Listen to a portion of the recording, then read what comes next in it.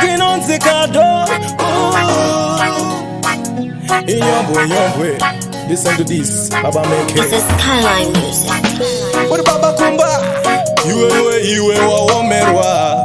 Kumba une muri vana vanoda chokudya kugamba una mate.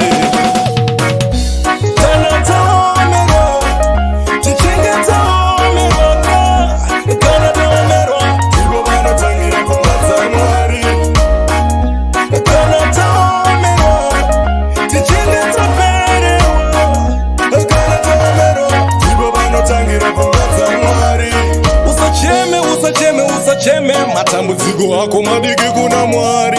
Jobu akarasikirwa nezvipfuyo zvake, akafirwa nemwanakomana wake oga.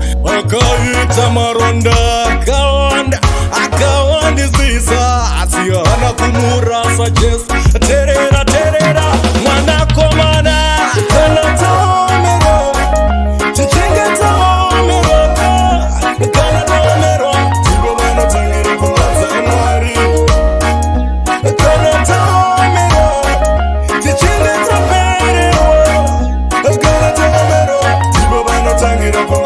Mwari.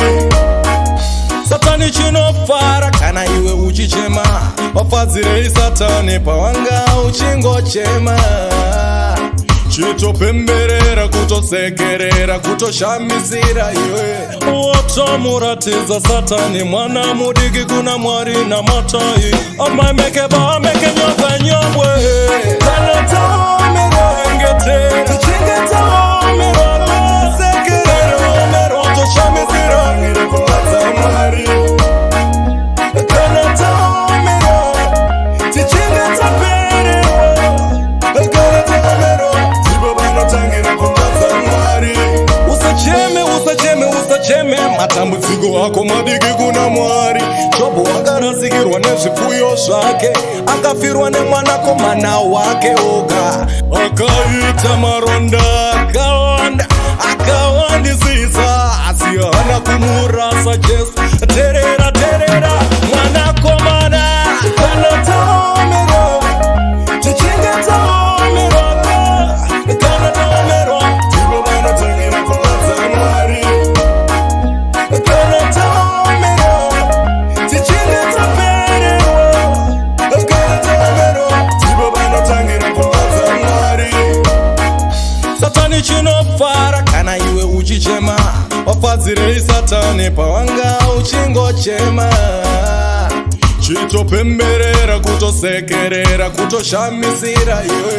Wotomuratidza Satani mwana mudiki kuna Mwari namatai. Amameke nyongwe. Kana taomero engetera, tichengeta omero. Sekerera omero, toshamisira ngire kumadza Mwari. Kana taomero tichengeta pere. Kana taomero tibo vanotangira kumadza Mwari. It's a Skyline Music.